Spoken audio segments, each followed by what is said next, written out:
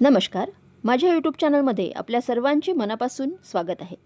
कर्मचारी आणि निवृत्त वेतनधारकांसाठी एक महत्त्वाची बातमी.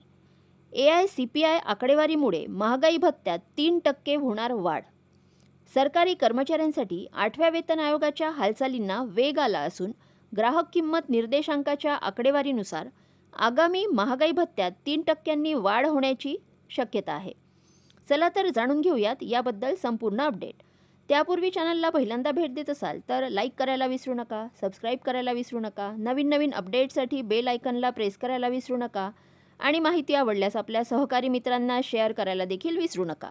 सरकारी कर्मचारी आणि निवृत्त वेतनधारकांसाठी एक महत्त्वाची बातमी.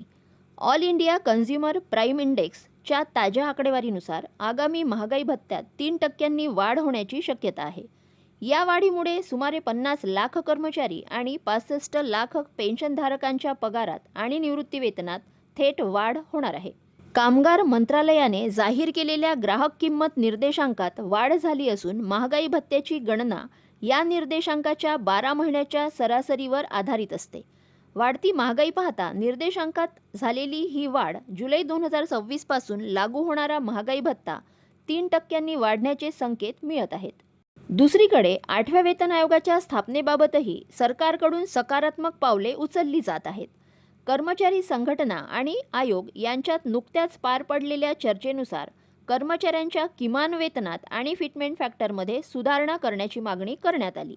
यामुळे कर्मचाऱ्यांच्या मूळ वेतनात मोठी वाढ अपेक्षित आहे.